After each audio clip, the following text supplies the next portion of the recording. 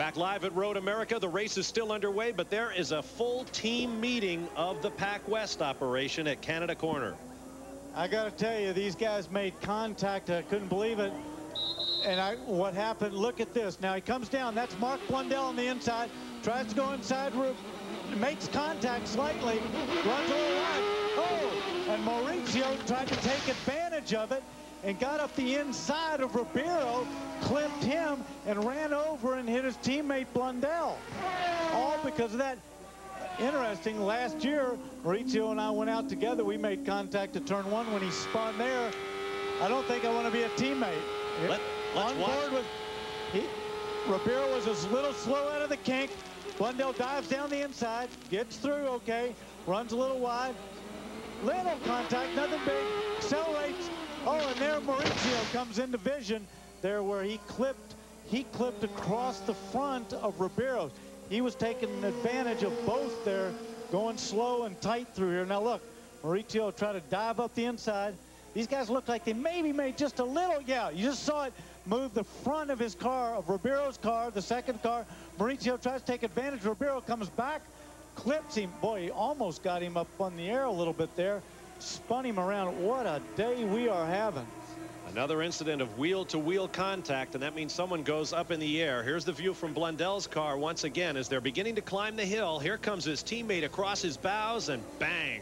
And Blundell had to be thinking, where did he come from? I didn't pass him. I was in front of him. I just passed Ribeiro. Unbelievable.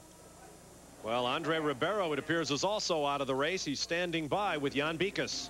Yes, and that initial contact that you saw between the Pac West machine and Andre Ribeiro, that suspension damage up on the right front turned out to be terminal. Now, it looked like you knew he was coming. You gave him room, but then it all broke loose. Yeah, Blundell did pass me. I tried to recover the position because he probably have a misgear, but I didn't see Gujamin. I didn't know Gujamin was there, so we had to touch.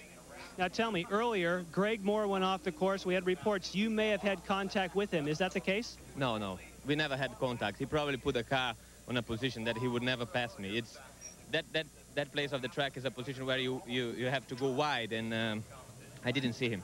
Now, I understand he was shaking his fist at you when he had the opportunity to see you and go by. I know you guys have had contact in the past. So your view is that he tried to pass you in a place you were not taking a defensive position?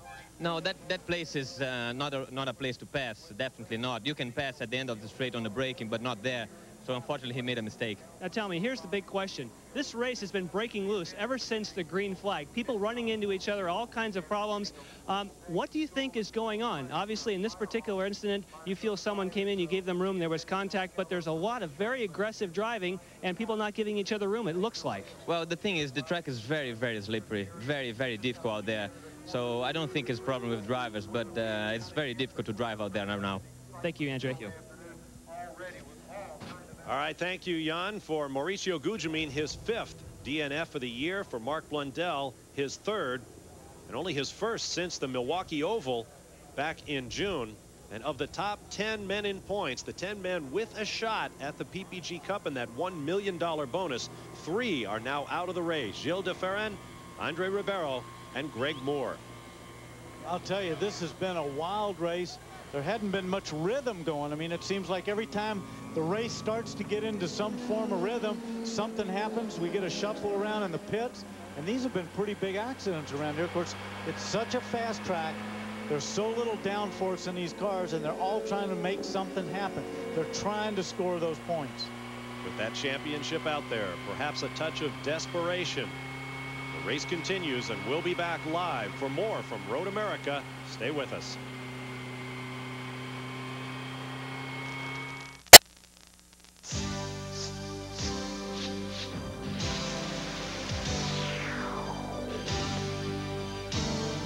The Texaco Haviland 200 from Road America is being brought to you by Beechwood Aged Budweiser, the king of beers. This Bud's for you.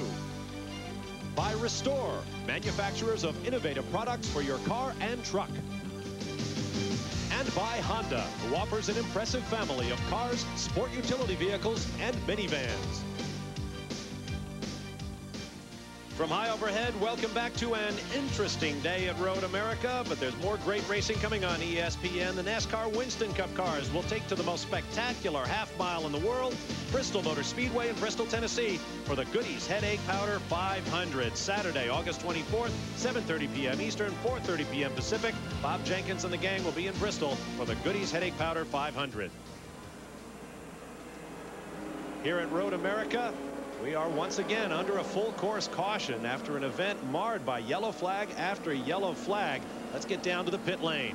And Bob, you talk about a race with no rhythm. Now there is speculation that Alex Zanardi, who just pitted under that caution, he may have come in when the pits were closed. There is discussion between IndyCar officials and Ganassi, and now we're being told that that has been confirmed. The pits were in fact closed. So when the pits are reopened, which will be when we get a green flag, Zanardi will have to come back in and have a stop and go. Things just not hitting here in the rhythm. Ganassi now with Zanardi is going to go way back. All right, thank you, Jan. As you see the cars on the racetrack, the running order now, Al Unser Jr. leads the race over Christian Fittipaldi. Michael Andretti is third, Robbie Gordon fourth, Adrian Fernandez fifth, followed by Stefan Johansson, Bobby Rahal, Alex Zanardi, the man we were just talking about, in eighth, Scott Pruitt ninth, Parker Johnstone rounds out the top 10. Raul Boesel, Jimmy Vasser, Brian Herta, Juan Manuel Fangio, P.J. Jones, and Max Papis are the cars all on the lead lap. First through 16th, Paul Tracy is in 17th, a lap down. Marty Reed. Yeah, we're down here with Mark Blundell. Mark, first off, you okay? I took a bit of a knock. We hit the barrier pretty hard, and Maurizio did as well. So, take us through what happened. Well, you know, we went by the inside of Ribeiro. In fact, the guy made a big mistake coming out of the six-gear right-hander. Went wide. I pushed down the inside of him. I had to ride the brake behind him because he was blocking that badly. Went down the inside. The guy was behind on the left-hand side. The next thing I know, Maurizio obviously crept up the inside, and he must have turned in because Mo came across my front end and took me out as well. But the guy wants to learn how to race. I mean, you know, you can drive, but he doesn't know how to race. He took more out. I was right behind. You know, this track is a fantastic circuit. It's not very safe, and there's no room for margin for error. I mean, like, it's like an oval. I have a feeling, guys, the next drivers' meeting is going to be awfully lively. Thanks, Mark. I agree with you there, Marty. Interesting to hear him say that he thought Ribeiro took Moore out when they got close together, and Moore went off back on the straightaway leading into Canada Corner. Well, one of the things you got to remember, particularly when you're running at those speeds, right where Moore's accident was, you're still doing almost 200 miles an hour in there.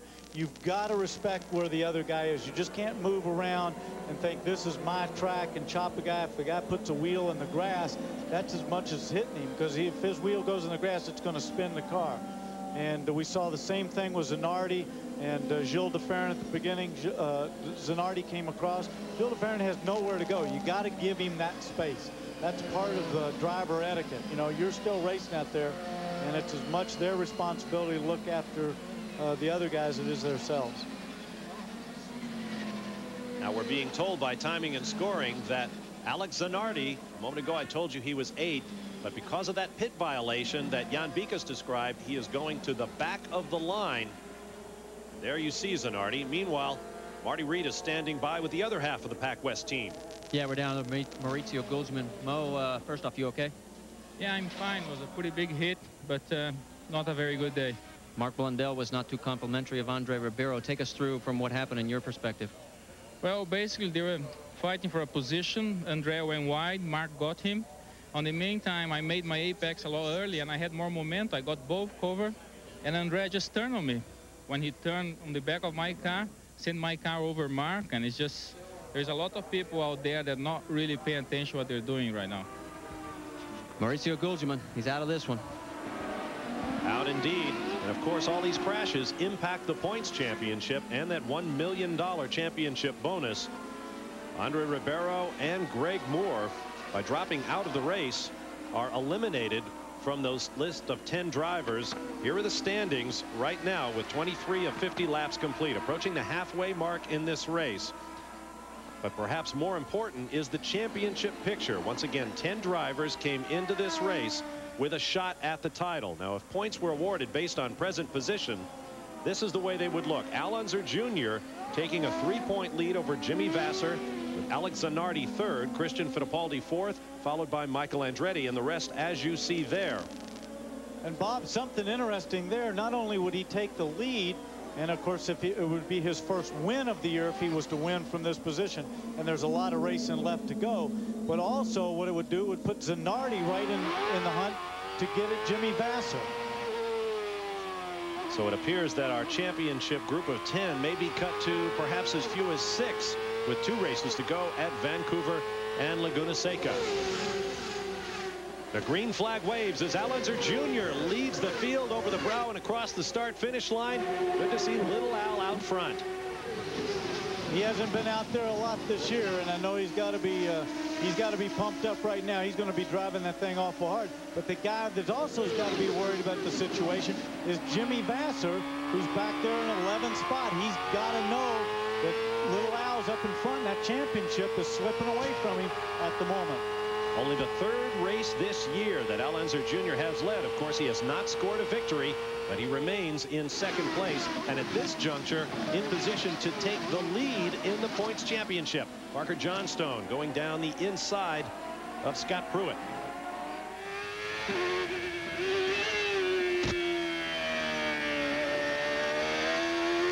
Working the throttle through turn 6. Downhill run now through Hurry Downs. And a fast right-hander, and even steeper downhill to the left-hander that leads to the carousel. Bob, we've had 3 yellows so far today, and they've been pretty long ones. That's also helped their fuel consumption. They'll be able to run these cars a lot richer than they would if this was an all-green race. And also, one thing that happened to Jimmy Vasser yesterday in qualifying, he put a set of tires on, went out and scuffed them in, made a qualifying run, took them off, put another set of tires on, ran the rest of qualifying. At the end of that qualifying, those tires were blistering on the rears. So if they do a long run, and as you see in the shot, the sun's coming back out. If they do a long run, he might have more tire problems. He doesn't need to drop any further into the back. Bobby Rahal trailing Adrian Fernandez as they go up the hill. Ooh, Rahal has to juke out from behind him. Fernandez going as quickly as you might expect. They are wheel to wheel as they flash by the pits. Robbie Gordon just ahead. Bobby Rahal, of course, is going to get him there on the inside. And with that, Rahal moves into the 5th spot. Keep in mind, he has been 5th, 4th, 3rd, and 2nd. But in 14 previous races here at Road America, Bobby Rahal has yet to win. And Stefan Johansson's taking a look at getting past Fernandez as well. He is right behind his gearbox. Look, he's trying to go down the inside. Fernandez says, buddy, that's my spot.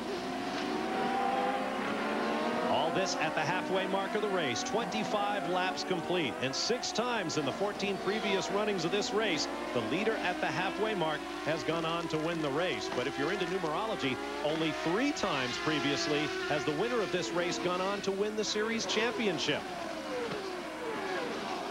There's Stefan Johansson's numbers as he charges forward. He was very quick in morning practice yesterday before final qualifying, but then somehow seemed to lose the handle in qualifying and was nowhere near where he thought he should be. I think some of that can come from the fact that if you got a setup that you need those tires to be working, when they do that final warm-up in the morning, it's cool. Runs at 9 to 10 o'clock in the morning, and then, of course, qualifying's at the heat of the day. A lot of people seem to fall off when that track temperature comes up.